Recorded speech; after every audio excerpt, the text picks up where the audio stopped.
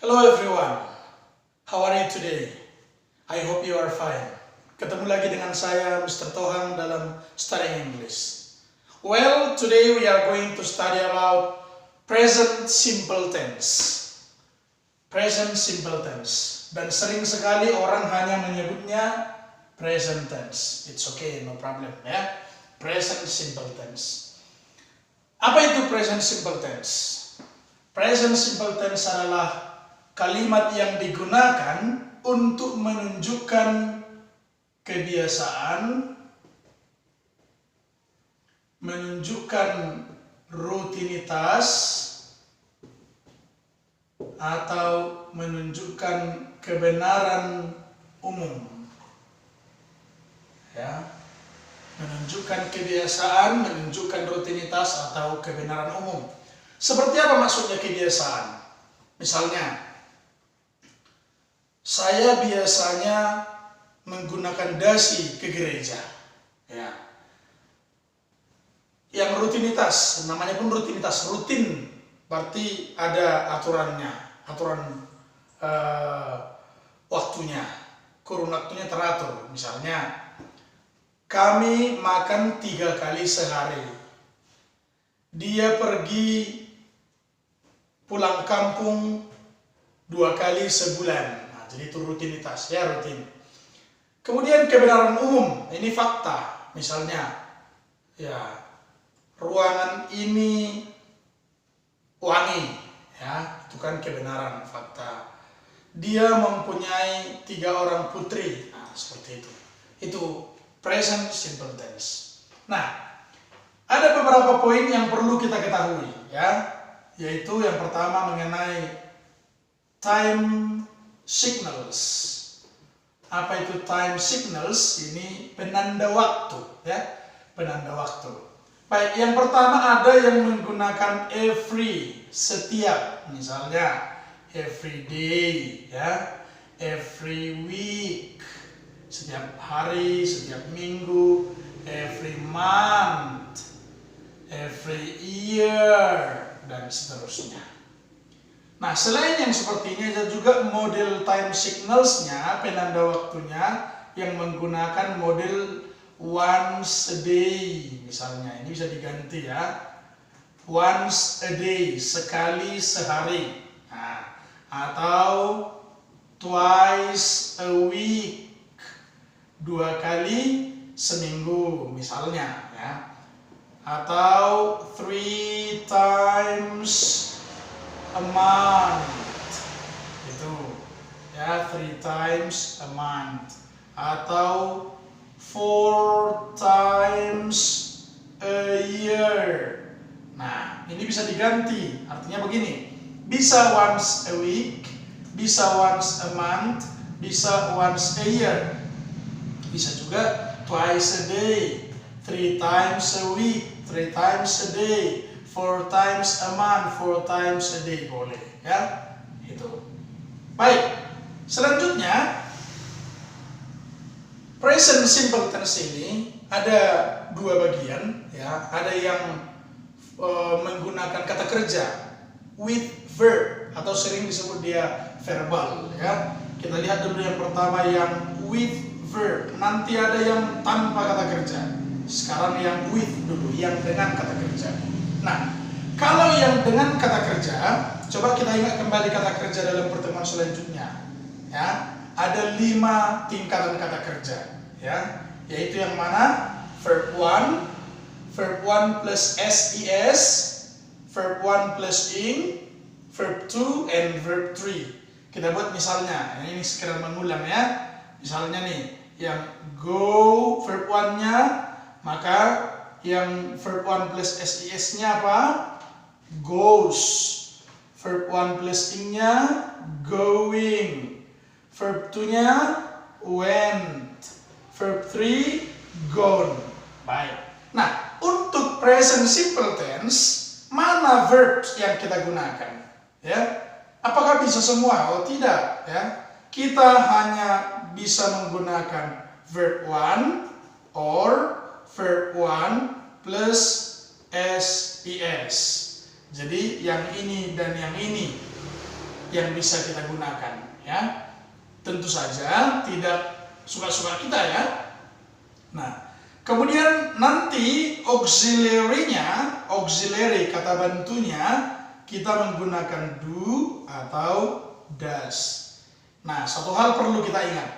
Kalau nanti subjeknya adalah he, she, it, ya, yang tiga ini biasanya sama, maka kita menggunakan verb 1 plus s, is, dan auxiliary-nya adalah does, gitu ya. Maka selain dari yang tiga ini, kita menggunakan verb 1. Sedangkan untuk yang tiga ini tadi kita gunakan verb 1 plus SES dan auxiliary-nya does. Selain dari yang tiga ini, yang lima lagi I, you, we, you, they menggunakan verb 1 dan auxiliary-nya adalah do. Baik. Maka mari kita lihat dulu rumusnya, formulanya. Untuk kalimat positif, ya. Untuk kalimat positif kita menggunakan subject plus verb 1 or verb 1 plus SES. Itu ya. Untuk kalimat negatif kita gunakan subject plus do or does plus not plus verb 1. Jadi hanya verb 1, nggak dipakai lagi verb 1 plus SES-nya untuk kalimat negatif karena sudah didahului oleh do atau does. Untuk kalimat interrogatif, do or does plus verb 1 plus subject plus verb 1. Inilah formulanya, inilah rumusnya. Oke. Let's see example, kita lihat contoh ya. Baik. Yang kebiasaan, misalnya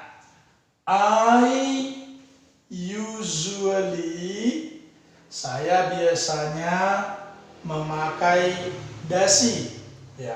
Memakai bahasa Inggrisnya apa? Memakai wear. Wear yang kita butuhkan adalah verb berapa? Apakah verb 1 atau verb 1 plus SES? Nah, lihat subjeknya, I. Berarti I bukan satu di antara yang tiga ini, maka pakai verb 1. Apa tadi verb 1-nya? Wear. Kalau nanti verb 1 plus SES-nya adalah wears. Nah, tapi karena subjeknya I, maka I usually wear tie. Saya biasanya menggunakan dasi, memakai dasi. Untuk kalimat negatifnya bagaimana? Lihat, maka I do not usually wear tie. Ya, lihat kata kerjanya ya. Tuh. Untuk kalimat interrogatifnya seperti apa? Do bukan does karena subjeknya I. Maka do I usually wear tie? Oke. Itu contohnya untuk kebiasaan. Yang rutinitas. Ya. Kita lihat contohnya ya. My father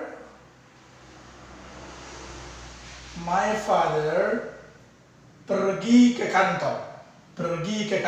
My father goes atau go. My father, subjeknya my father, berarti masuk he, maka gunakan verb 1 plus SES, maka pakai goes. My father goes to his office, pergi ke kantornya, misalkan setiap hari, every day. Oke. Untuk kalimat negatifnya bagaimana? My father, ayo, do atau does? Do atau does? Lihat formulanya. Does, ya, karena masuk ke he. My father does not go. Ingat, kembali ke verb 1, tidak goes lagi. My father does not go to his office every day. Oke. Itu. Kalimat interrogatifnya seperti apa? Oke. Maka kalimat interrogatifnya does my father go to his office every day? Oke. Nah, kita lihat contoh yang kebenaran umum. Pak Nababan mempunyai 3 orang anak. Oke, maka bagaimana? Mr. Nababan, ini kan kebenaran umum. Mr. Nababan mempunyai has, ya, have verb 1-nya, verb 1 possessive-nya berubah jadi has. Mr. Nababan has 3 children. Oke. Kalimat negatifnya bagaimana? Mr. Nababan does not have 3 children. Oke, kalimat tanya, interrogative sentence. Does Mr. Nababan have 3 children? Oke, begitu ya. Nah, ini kebetulan ada satu yang unik ini karena kata kerja have, ya. Saya buat sedikit. Ini have untuk verb 1. Verb 2-nya bukan haves, ya. Bukan haves, bukan, ya. Melainkan has. Ini enggak pengecuali ini, bukan menggunakan rumus tambah s, ya. Have menjadi has, menjadi having, had. Ini ya untuk kata have. Ingat, sama seperti go tadi, goes, tapi di sini menjadi has, gitu ya. Baik. Inilah contoh kalau kita menggunakan verb with verb. Itu. Saya rasa sampai di sini mengerti, ya. Kita lanjutkan dengan yang tanpa kata kerja. Ya, kalau tadi yang with verb. Sekarang kita lihat dulu yang without verb, ya. Tanpa kata kerja. Seperti apa misalnya? Yang without verb, tanpa kata kerja. Kalau tanpa kata kerja berarti kemungkinan dia menggunakan adjective atau adverb atau noun. Kemungkinan yang 3 itulah dipakai. Nah, untuk yang begini kita menggunakan to be, ya. Kita menggunakan to be untuk yang begini, harus muncul to be. To be yang kita gunakan adalah is atau am atau are. Saya rasa pemakaian ini sudah jelas, ya, is, am, are. Ingat sekali lagi bahwa I menggunakan I, you, he, she, it, we, you, they. Ya, ini kemarin. Kalau nanti I menggunakan am, you menggunakan are, he, she, it menggunakan is, we, you, they menggunakan are. Jangan lupa. Maka bisa kita bentuk formulanya, rumusnya subject untuk kalimat positif, ya. Subject plus is or am or are plus kita buatlah di sini kita katakanlah yang without verb ini kita katakanlah dia non verb, ya, non verb, maka kita buat plus non verb gitu, ya. Oke, itu untuk kalimat negatifnya subject plus is or am or are plus not plus non-verb. Oke, untuk kalimat tanya, interrogative sentence-nya is or am or are plus subject plus non-verb. Maka inilah rumusnya. Oke, kita lihat contoh ya. Contoh.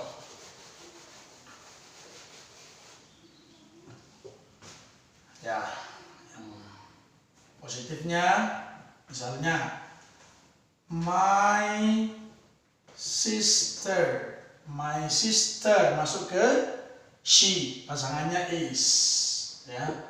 My sister is non-verbnya, misalkan kita menggunakan yang adjektif. My sister is clever.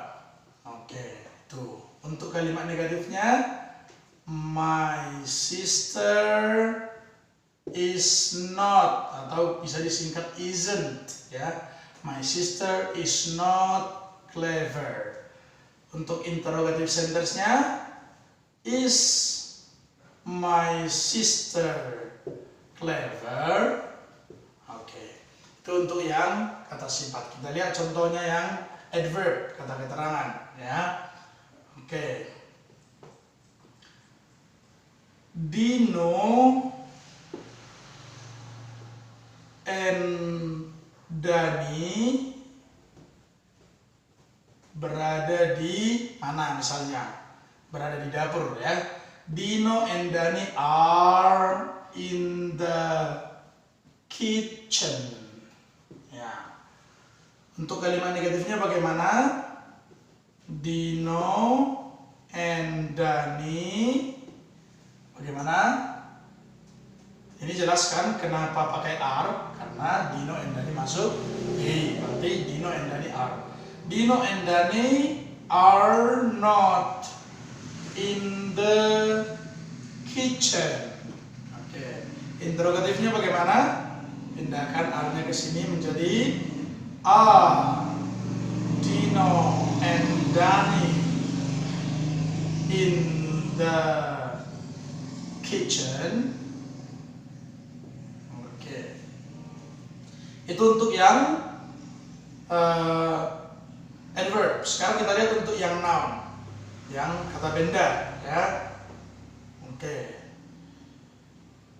Mr. Tohang is an English teacher. Oke. Kalimat negatifnya bagaimana? Mr.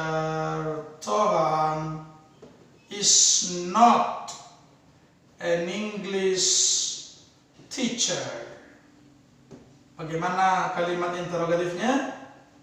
Is Mr. Tohang an English teacher? Baik. Inilah untuk yang non-verb ya. Untuk yang non-verb. Baik. Saya rasa sampai di sini bisa dimengerti ya, bisa dipahami, mudah. Jadi present simple tense itu sesungguhnya mudah, tidak sulit. Oke, kalau ada kesulitan, siapa tahu ada yang mau ditanya bisa dihubungi saya pribadi ya. Sampai di sini pertemuan kita hari ini. Jangan lupa like, subscribe, and share. That's all. Thank you very much. See you.